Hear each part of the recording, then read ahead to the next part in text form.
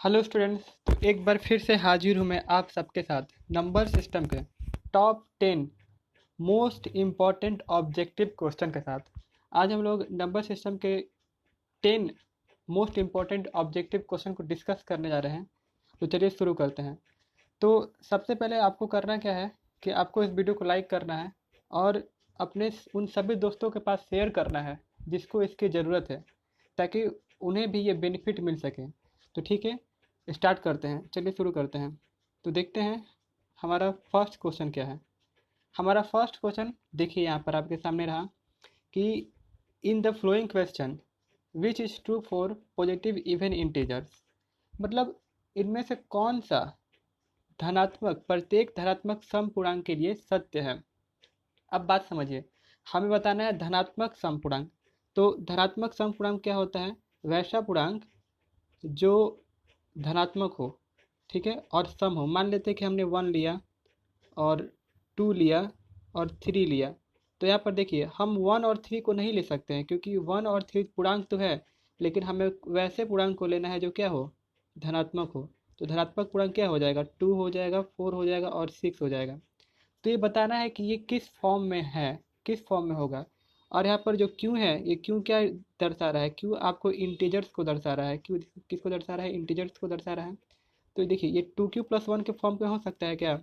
2q+1 के form में तो नहीं हो सकता है, क्योंकि अगर क्यू की जगह 1 रखते हैं तो 2 1 3 आ जाएगा, 3 आ जाएगा। और फिर उसके बाद 5 आएगा, तो 3 5 तो आ जाएगा ना। तो ये तो धनात्मक समपूर्णांक नहीं है। लेकिन अगर ये 2q के रूप में रहेगा, यानी 2q के रूप में रहेगा, तो q की जगह अगर हम 1 रखते हैं तो ये 2 आएगा, 2 रखते हैं तो 4 आएगा, 3 रखते हैं तो 6 आएगा। दैट मीन्स कहने का तात्पर्य यह है कि ये 2q के फॉर्म का होता है। यानी प्रत्येक धनात्मक समपूर्णांक किसके फॉर्म का होता है? 2q के फॉर्म का होता है। ठीक है, तो सेकंड क्वेश्चन देखते हैं। सेकंड क्वेश्चन कह रहा है कि a और b सअभाज्य कहलाते हैं यदि उनका मसा बराबर होता है। देखिए, दो नंबर्स सअभाज्य तभी कहलाएंगे जब उनका एचसीएफ किसके बराबर हो? उनका एचसीएफ बराबर हो आपको, उनका एचसीएफ बराबर होना चाहिए 1 के। अगर दो नंबर्स का एचसीएफ 1 के बराबर है होंगे तो वो नंबर को प्राइम नंबर कहलाते हैं। यानी ऑप्शन हमारा बी राइट हो जाएगा। ठीक है, थर्ड क्वेश्चन देखते हैं। क्वेश्चन नंबर थर्ड देखिए क्या कह रहा है कि in the flowing which decimal is terminating. इनमें से कौन सा दशमलव प्रसार जो है वो शांत है?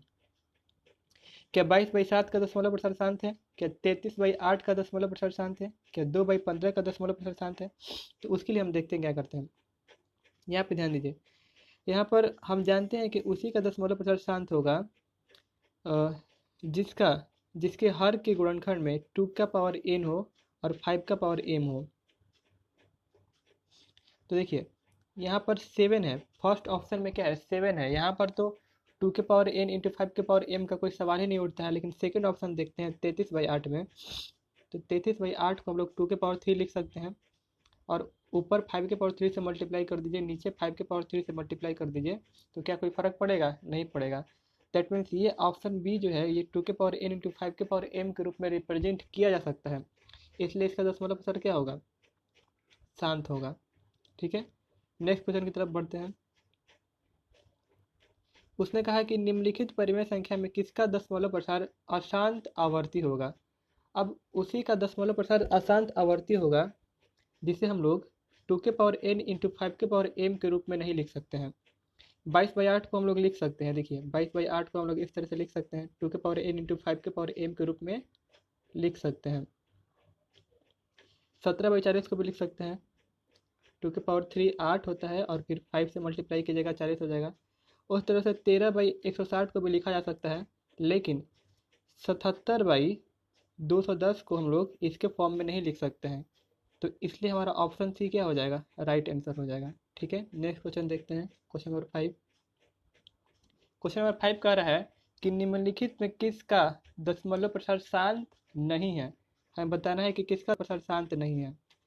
तो देखिए सबसे पहले यहाँ पे 3/8 दिया गया है, उसके बाद 6/15 दिया गया है, फिर 17/512 दिया गया है, फिर 29/243 दिया गया है। तो 8 को हम लोग 2 के पावर n इंटू 5 के पावर m के रूप में लिख सकते हैं, और 15 को भी लिख सकते हैं, 512 को भी लिख सकते हैं। लेकिन 243 तो ये 7 का घनमूल होता है, 7 का घनमूल कीजिएगा तो 243 आता है। तो इसमें ना ही 2 मौजूद है और ना ही 5 मौजूद है, तो इसका दशमलव प्रसार शांत नहीं होगा, यानी ऑप्शन डी हमारा राइट आंसर हो जाएगा। 6 क्वेश्चन देखते हैं। निम्नलिखित में कौन परिमेय संख्या है? तो बताना है कौन परिमेय संख्या है। देखिए यहाँ पर ऑप्शन ए लेते हैं तो √49 है, √49 है। तो √49 को तो 7 लिख सकते हैं, लेकिन √1 को √101 को तो हम लोग √101 ही लिखेंगे। फिर √32 का फैक्टराइज हम लोग पूर्ण वर्गमूल नहीं निकाल सकते हैं, लेकिन 64 का निकाल सकते हैं। तो देखिए 64 क्या हो जाएगा, 8 हो जाएगा ना, 8 हो जाएगा, ठीक है। और इसी तरह से 81 का पूर्ण वर्गमूल निकल सकता है, लेकिन 91 का नहीं निकलेगा। ऑप्शन डी देखते हैं, डी में क्या दिया है, √98 दिया है, ठीक है, √98 दिया है, ये 98 और अपॉन 128 अंडर रूट में ही है। तो देखिए दोनों को 2 से कटाते हैं, 2 से जाएगा तो कितने बार में जाएगा ये, 2 4 जा 8 और 49 बार में चला जाएगा, और ये चला जाएगा 6 4 64 बार में, यानी √49 √64। √49 को हम लोग 7 लिख सकते हैं, और 64 को क्या लिख सकते हैं, 7/8।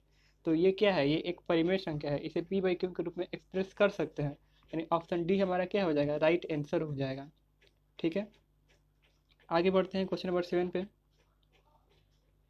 तो क्वेश्चन नंबर 7 पूछ रहा है कि for 2 integers a and b and HCF a into B multiply LCM a into B by AB is equal to किसके बराबर होता है। हम जानते हैं, हमने बताया आपको कि हमने क्या बताया था कि आपको कि किन्हीं भी दो संख्या का मल्टीप्लिकेशन कीजिएगा, दो संख्या का मल्टीप्लिकेशन कीजिएगा तो ये बराबर होता है इनके HCF के और इनके LCM के मल्टीप्लिकेशन के बराबर होता है, ठीक है। तो LCM के मल्टीप्लिकेशन के बराबर होता है। तो हम लोग पहले पीछे वाले क्वेश्चन पे चले जाते हैं। पीछे वाला क्वेश्चन तो यहाँ पे नहीं है, ये 8 क्वेश्चन है। पीछे वाला क्वेश्चन ये है। तो देखिए ये पीछे वाला क्वेश्चन था। तो हम जानते हैं कि किन्हीं भी दो संख्या का मल्टीप्लिकेशन जो होता है वो, यानी किन्हीं दो संख्या का मल्टीप्लिकेशन, यानी HCF A और B का अगर मल्टीप्लिकेशन कीजिएगा तो ये HCF A मल्टी AB और LCM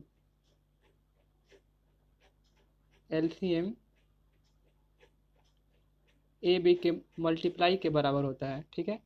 तब उसने कहा कि अगर हम लोग इसे डिवाइड कर दें, अगर देखिए इस तरह से डिवाइड कर देंगे तो क्या हो जाएगा, ये अगर इसको डिवाइड, इसको नीचे लेकर आएंगे तो ये 1 के बराबर हो जाएगा, 1 बराबर ये पूरा इसके बट्टा में आ जाएगा। तो ये किसके बराबर हो जाएगा, ये 1 के बराबर हो जाएगा, यानी ऑप्शन ए क्या है हमारा राइट आंसर हो जाएगा। क्वेश्चन नंबर 8 की तरफ मूव करते हैं। Which is not rational number, इनमें से कौन रेशनल नंबर नहीं है, हमें ये बताना है। देखिए ऑप्शन ए जो दिया है वो रेशनल नंबर है, क्योंकि इसका दशमलव प्रसार शांत है। ऑप्शन बी भी रेशनल नंबर है, लेकिन इसका दशमलव प्रसार शांत नहीं है। ऑप्शन सी भी रेशनल नंबर है, लेकिन इसका दशमलव प्रसार शांत नहीं है। लेकिन ऑप्शन डी एक निश्चित पैटर्न को फॉलो कर रहा है, इसलिए ये जो है आपको क्या हो जाएगा, ऑप्शन डी जो है आपका रेशनल नंबर नहीं होगा, ये इरेशनल नंबर हो जाएगा, यानी अपरिमेय संख्या हो जाएगा। क्वेश्चन नंबर 9 की तरफ मूव करते हैं। क्वेश्चन नंबर 9 कह रहा है कि परिमेय संख्या 43/2 इंटू 5 में का दशमलव प्रसार कितने स्थान के बाद रुक जाएगा। तो पूछ रहा है कि इसका दशमलव प्रसार कितने स्थान के बाद रुक जाएगा। देखिए तो जो 2 का पावर होता है ना, 2 का पावर समथिंग जो 4 दिया है, 2 के पावर अगर 5 दिया रहता, अगर 2 के पावर 6 दिया रहता, तो जो 2 का पावर दिया रहता है उतना ही स्थान के बाद इसका दशमलव प्रसार रुक जाएगा।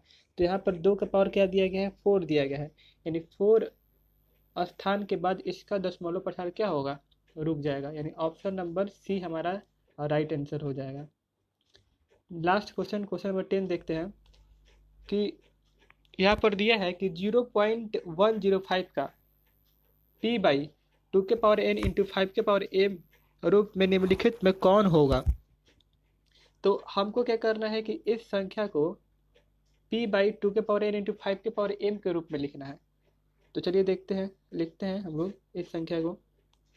हमने लिखा 0.105, ये पॉइंट हटेगा तो क्या नीचे आएगा, 3 जीरो आ जाएगा, 3 जीरो आ जाएगा।